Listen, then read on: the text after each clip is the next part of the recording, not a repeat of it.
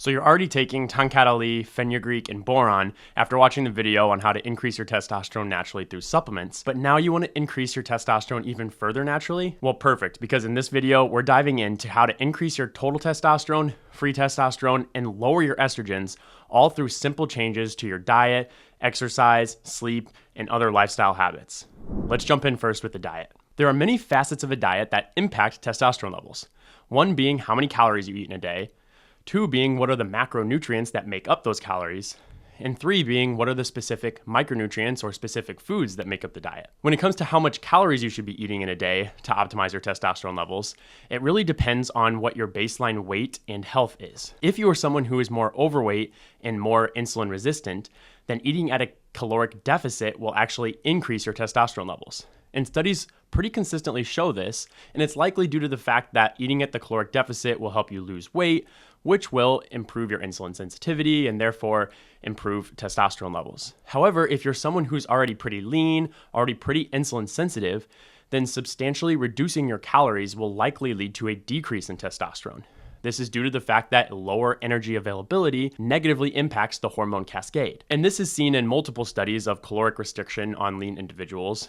But for instance, there was one study that showed that individuals eating about 1,800 calories a day compared to those eating 2,800 calories per day, the ones that ate that lower amount had about 200 nanogram per deciliter lower testosterone levels than those who ate the higher amount. So with all that information, my recommendation on calories is this. If you are trying to lose weight, you're in a season of cutting, I would really recommend only eating at a small caloric deficit. A deficit no more than negative 250 calories per day, because that will allow you to still have enough energy to produce testosterone while still allowing you to lose the necessary weight. However, if you're in that overweight category, you can probably increase this deficit even further to lose weight faster, and the studies do back this up. But outside of the situation where you're trying to lose weight, if you're trying to optimize testosterone levels, staying at maintenance calories is probably your way to go. But what macros should fill those calories?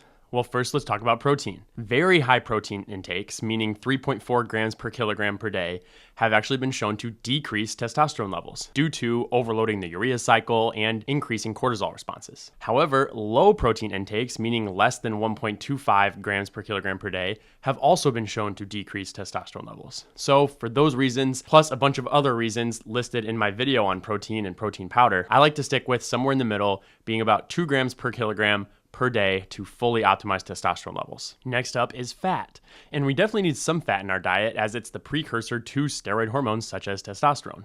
But how much fat do we actually need? Well, in the studies that compare low-fat diets when they're defined as less than 20% of your calories coming from fat, compared to high-fat diets or greater than 40% of your diet coming from fat, they found that those low-fat diets caused a decrease in testosterone levels of about 50 nanograms per deciliter. However, when studies defined low-fat as less than 30% of your diet, there was no difference found in testosterone levels, meaning that if you're at least above 30% of your diet coming from fat, you're probably going to have enough fat to optimize your testosterone levels. And next up is carbs. And we know we need at least a moderate amount of fat in our diet, but should we go for a high amount of fat and a really low amount of carbs, aka something like a keto diet? Well, the answer is it really depends. If you are an older individual who is more insulin resistant and overweight, the studies are pretty consistent that a very low carb diet or a keto diet would increase your testosterone levels. However, if you're someone who's younger, more lean, and already insulin sensitive, then really the jury is still out on the keto diet for increasing testosterone. Some studies note that the keto diet in this instance would actually decrease testosterone. Some note that it would increase testosterone, and some other studies note that there's really no effect on testosterone in this circumstance. So with all that info, my final recommendation on macronutrient intake for optimizing testosterone is this. Most men should be following these two things. 1, a protein intake of about 2 grams per kilogram per day, which is about 25% of your daily caloric intake. And 2, having a fat intake of about 40% of your daily caloric intake. After this, you either fall into one or two camps. The first camp is if you're overweight, older, more insulin resistant. In that case, I really would consider a keto diet, moving those carbs all the way to less than 25 grams per day and then increasing your fat to make up for that. However, if you fall into the camp of being lean and more insulin sensitive already, then personally, I'm sticking away from a keto diet since the jury is still out on that. and I'm keeping carbs at about 35% of my daily caloric intake while still keeping fat at 40% and protein of 25%. So for an average 80 kilogram individual, this would be about 165 grams of protein per day, 125 grams of fat, and about 225 grams of net carbs. However, if you do want to do the keto diet and you're still a lean individual, that's still not a wrong decision. I think the jury is still out, though, on whether that would be a positive move to make in regards to testosterone. And the last thing to mention here when it comes to macronutrients is fiber. You might have noticed that I said net carbs when I gave those values, and that's because fiber is a super important thing to consider when it comes to hormone optimization. There's not a lot of studies in men on high versus low fiber intakes when it comes to hormone optimization. However, there are studies in women demonstrating that high fiber intakes result in lower estrogen levels. And mechanistically, it would make sense that this would work in men as well, because the reason fiber lowers estrogen is that it directly lowers estrogen reabsorption from the gut, and it also helps regulate the microbiome to further promote this effect of estrogen lowering. So for this reason, I highly recommend getting at least 40 grams of fiber in your diet every day to maintain proper estrogen levels. Now let's double click even further into the diet to talk about specific micronutrients and the foods that contain them to include in order to optimize your testosterone and estrogens. The first to talk about is zinc.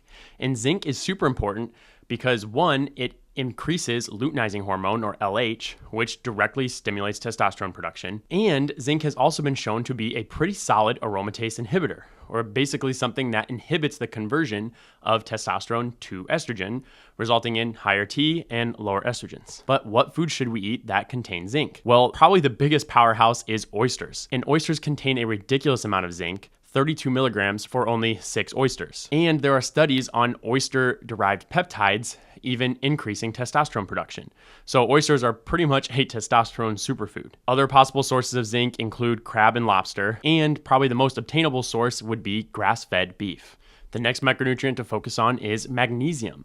And magnesium is very consistently shown in studies to be associated with testosterone levels. And this is likely due to a multitude of mechanisms, including its ability to promote antioxidant defenses, as well as its ability to promote energy production. However, magnesium has also been studied for its ability to decrease the binding of testosterone to sex hormone binding globulin, or SHBG, basically meaning that you're going to get more of that available testosterone if your magnesium levels are sufficient. So which foods should we take that have a decent amount of magnesium and are hormonally positive? Well, my go-tos here are pumpkin seeds, which also contain a decent amount of zinc, as well as almonds, spinach, and avocados. The next micronutrient then would be boron. And boron is even more studied than magnesium for its ability to lower SHBG and again give us more of that bioavailable testosterone. Foods I love to include in my diet that include boron are nuts, again, almonds or walnuts, honey, and we'll talk about this one a little bit more later, and again, avocados. Next up is vitamin D, which again has been consistently shown to be associated with testosterone levels. This is also likely due to multiple mechanisms,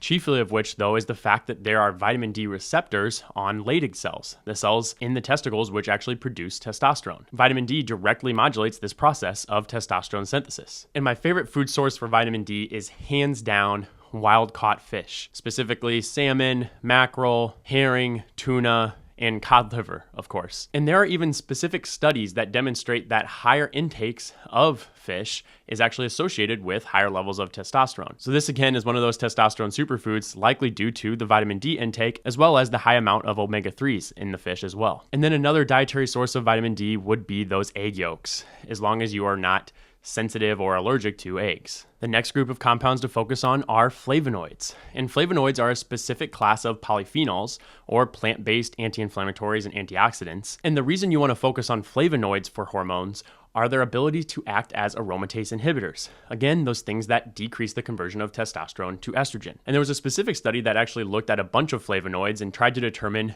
which ones were the best at aromatase inhibition. Specifically, 3 of them that they found were chrysin, luteolin, and naringenin. Chrysin is actually a commonly used supplement to lower estrogen, and the best food source for it is probably honey. And there's even actually been studies on honey associating its intake with higher testosterone levels, likely due to the high amount of chrysin in honey. For luteolin, the best sources are probably dried oregano and thyme. Both of these have been studied individually and found to have hormonally positive effects, and they can easily be used as spices for cooking up veggies or meat. And another great source of luteolin is green peppers. It also does not not have a lot of phytoestrogenic components like many sources of lutein do. So green peppers would be a great addition for lowering estrogen as well. And finally, for naringenin, grapefruit juice is probably the way to go to get a good amount of naringenin to, again, lower that estrogen through aromatase inhibition, and studies have looked at grapefruit juice for this exact reason. And the next compound to focus on, which could also lower your estrogen,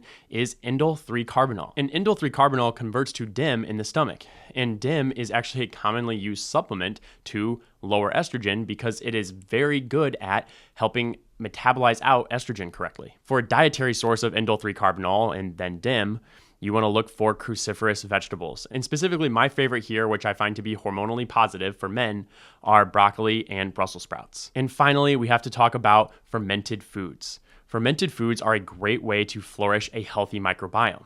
And this is super important because a dysregulated microbiome often means a high beta-glucuronidase. And this enzyme actually shunts estrogen back into systemic circulation from the gut. So, in other words, if you don't have a good microbiome, you're likely going to have higher estrogen levels. And a good way to have a good microbiome is fermented foods such as sauerkraut, kimchi, kefir, or 24-hour yogurt. And if you want to even up-level your gut further, again, it's all about fiber. Fiber gives food to those good bacteria to even flourish them further. And good sources of fiber for hormonal effects are carrots, which have specific fibers that can decrease estrogen by binding them and allowing you to poop them out. And other good hormonally positive sources of fiber are chia seeds, avocados, and again, those leafy greens. So overall, if you're looking to optimize your testosterone and estrogen levels, a good plan for foods to include would be an avocado every day, a handful of nuts, specifically almonds, every day, making a leafy green salad with broccoli, carrots,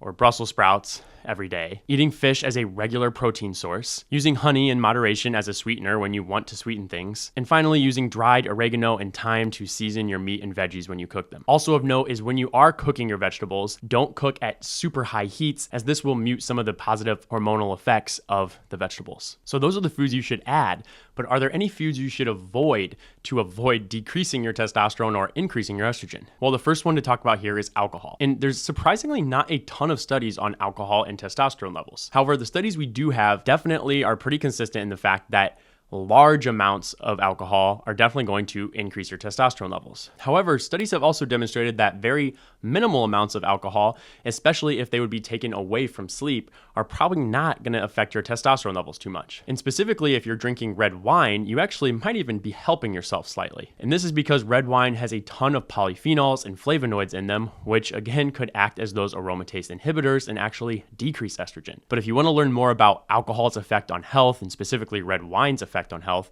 check out that video on my channel. And the next one to talk about here is soy, which is always heavily debated due to its possible phytoestrogenic nature. However, from my read on the studies, a normal amount of soy intake is not probably going to affect your testosterone or estrogen levels. For instance, a 2021 meta-analysis that looked at 41 studies on soy's effect on hormone levels found that normal soy intake did not affect testosterone or estrogen levels. While I do recommend not getting most of your protein from soy and not using soy-based protein powder, normal amounts of soy in your diet are probably not going to affect your hormones too much. And finally, one thing to definitely avoid is any food that is going to work towards creating insulin resistance. So for instance, I definitely would limit your sugar and refined carb intake, as things such as sugary beverages, for instance, have been shown to decrease testosterone levels pretty consistently. So that's the optimal diet for increasing testosterone and lowering estrogen. However, what about exercise? So for exercise, the interesting thing is that if you're already lean, you're metabolically fit, then exercising is actually not going to increase your baseline resting levels of testosterone. That being said, if you are overweight, insulin resistant, etc., then exercising will increase your baseline testosterone levels due to the fact that exercising will improve your insulin sensitivity and decrease your weight, which again will then lead to increased testosterone levels. But what you can do, even if you are already lean, is optimize your workout routines in order to increase testosterone during and immediately after your exercise. And this could help with muscle mass, despite the fact that your testosterone levels will then go back down to your regular baseline level at a period after exercise. So let's delve into how to optimize your resistance or weight training, as well as your aerobic training to increase testosterone surrounding the exercise period. So for resistance training, it's pretty well agreed upon in the studies that the best way to optimize testosterone levels is to train large muscle groups at high volume and moderate to high intensity with short rest intervals. But practically, what does this mean? Well, for high volume, I mean train about 3 to 6 sets per exercise, with the amount of exercises just depending on your training experience. For moderate to high intensity, I mean training at about 85% or greater of your 1 rep max. So a good baseline for this is basically picking a weight that you can only do for about 6 reps before you fail. And then for short rest periods, specifically, I mean about 30 to 60 seconds of rest in between sets. And then finally, for large muscle groups, I mean, you need to be training compound exercises more so than isolation exercises. For instance, a bench press, a squat, a deadlift, a push press should take priority over bicep curls, tricep pushdowns, or dumbbell flies. This is because, again, training a large amount of muscle has been shown to increase testosterone in that workout period. But what about our aerobic training or our cardio? How do we optimize testosterone there? Well, the name of the game here is training at high intensities. This has been shown much more consistently to increase testosterone compared to steady state low intensity cardio, which only occasionally has been shown to increase testosterone. But what do we mean by training at high intensities? Well, the studies that show increased testosterone with aerobic training generally train at upwards of 85% plus of your VO2 max, or zone 4 or zone 5 training. Practically, this means doing interval training or high intensity interval training, or HIIT. And to break that down even further, what that means is for you to do a running or cycling event or any aerobic event really, and push yourself near max capacity for 30 seconds to about 4 minutes. Then you do a active rest period, essentially going down to the speed of a fast walk or a really slow jog, and do this for a similar amount of time or longer compared to the work period, and then repeat that cycle. That has been shown as the best way to increase testosterone while also working on your aerobic conditioning. But how often should you be performing these high intensity endurance exercises and these resistance training workouts in order to actually increase your testosterone? Well, this is where it gets really tricky, because obviously exercising enough is crucial. But even more crucial probably is not exercising too much. The studies have consistently demonstrated that overtraining decreases testosterone levels. And this effect is even more studied probably than the effect of proper exercise increasing testosterone levels. And this is especially a concern with long duration aerobic exercise, as overtraining here has definitely been shown to decrease testosterone levels over time. But how do you know if you're overtraining? Well, it's notoriously tricky to determine because everybody needs a different amount of workouts depending on their training experience. And while there are lab markers that can signal that you might be overtraining, probably the best way to see if you're overtraining at home is to really just listen to your body. Are you more fatigued than usual? Do you have less motivation to go to the gym? And when you're there, are you performing not at your best? Or do you have more mood swings? Do you have prolonged muscle fatigue and soreness? All of these might be signs of overtraining, in which case you might need an extra deload week or add another rest day in every week. And if you really want to get scientific with it, you could fill out the POM score, or the profile of mood states, which will then give you your TMD, or total mood disturbance score, and you can track this over time. Studies have validated this measure as a symbol of overtraining. So if your TMD is greater than 50 to 100, then you really know that you probably need to increase your rest days or decrease your weight training or endurance training frequencies. Or if you are tracking your TMD over time and you notice an increase of 20 to 30 points,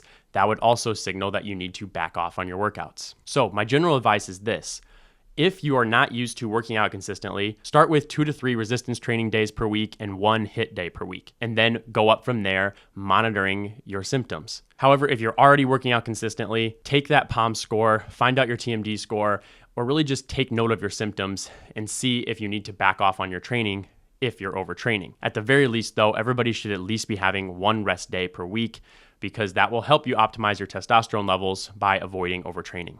Next up is sleep. And to optimize sleep for testosterone, we have to talk about 2 things: sleep quantity and sleep quality. On sleep quantity, the one thing that the studies are very clear on is that total sleep deprivation, or not sleeping a night, meaning you go 24 hours without sleeping, is 100% going to lower your testosterone substantially. However, what if you slept only 5 to 6 hours a night compared to 7 to 9? Is that also going to decrease your testosterone? Well, some studies say that it won't. It doesn't really have a major effect. However, most studies that I see do show a negative effect on testosterone if you only slept 5 or 6 hours a night. For instance, one study noted that going from 8 hours of sleep per night down to 5 hours of sleep per night resulted in a 10 to 15% decrease in total testosterone levels. So overall, when it comes to sleep quantity, you've definitely got to be sleeping every night if you want to optimize your testosterone levels. Duh. But my read on the studies is that you also need to be sleeping 7 to 9 hours a night instead of 5 to 6. By doing that, you're probably going to allow your testosterone levels to increase by about 50 to 75 nanograms per deciliter. But what is even more consistent in the data is how sleep quality affects testosterone. So for instance, getting the proper amount of deep sleep is definitely associated with increasing testosterone levels. But the main thing to focus on for sleep quality is REM sleep. Specifically, what has been associated with testosterone is your REM latency, or how fast you're able to get into REM. Basically, what happens is when you go to sleep, your testosterone starts to rise. And then it peaks when you get to your first REM. And then it stays there throughout the rest of the night. So if you delay your REM onset, and you don't get into REM as fast, you're not going to reach peak testosterone levels as fast, and you won't have as high of overall testosterone levels. So how do we get into REM faster to increase our total testosterone levels? Well, probably the most studied way to decrease your REM latency that is also studied for directly increasing testosterone levels is going to sleep at a consistent time, and specifically going to bed early. This will help create consistent sleep architecture, which will allow you to get into REM more consistently and faster every night. So if you're already sleeping 7 to 9 hours regardless, shifting that to go to bed between 9 and 11 p.m. is going to be ideal. And then outside of just a consistent early bedtime, there are a bunch of other things that can help us get into REM faster and just improve sleep quality as a whole. One would be limiting caffeine intake after noon every day. The next would be limiting alcohol intake within 4 hours of your bedtime, as that also will decrease REM sleep. Limiting high caloric meals in the hours leading up to bedtime has also been shown to improve REM sleep, and especially limiting high fat meals prior to bedtime will definitely improve your quality of sleep. Also, limiting blue light exposure, or at least wearing blue light blocking glasses for the 2 hours leading up to sleep, will also improve your sleep quality and allow you to get into REM faster. And avoiding intense exercise 1 to 2 hours prior to sleep will also improve your sleep quality. And finally, stress reduction techniques such as meditation or deep breathing exercises prior to sleep can also improve sleep quality, which again would allow you to get into REM faster and therefore improve your testosterone. And these exercises can also be performed throughout the day and improve testosterone levels, as they will also help regulate your cortisol response. And a dysregulated cortisol response is definitely related to lower testosterone in the studies. And the last thing to mention when it comes to sleep and testosterone levels is sleep apnea. Studies have shown that those with sleep apnea have 100 nanograms per deciliter lower testosterone levels than those who don't have sleep apnea. So if you're someone who snores a lot, you wake up gasping for air, you never feel rested in the morning, or you wake up with a morning headache, you really should consider having your doctor test you for sleep apnea, because fixing this not only will improve your testosterone levels, but will significantly improve your long-term health. And the final group of lifestyle changes to talk about to optimize your testosterone and estrogen levels is to avoid toxins that harm these levels. And there are multiple groups of these toxins that affect hormones that could all be bucketed under a single term known as endocrine disruptors, or for our purposes here, hormone disruptors. And the first group of endocrine disruptors to talk about here are toxins from plastics, such as BPA and its analogs BPF and BPS. And these have definitely been shown in studies to negatively impact testosterone and estrogen levels. So while it's likely a small effect, limiting your use of plastics, especially plastic water bottles or plastic Tupperware, and especially limiting your use of microwaving these plastic Tupperware, could definitely improve your hormonal optimization. The next group of endocrine disruptors to talk about are phthalates. And phthalates are also found in plastics to make them more flexible and durable. And they're also found in cosmetics, personal care products, or cleaners. And again, they have been shown to negatively impact hormone levels. To avoid these, again, avoid plastics as much as possible.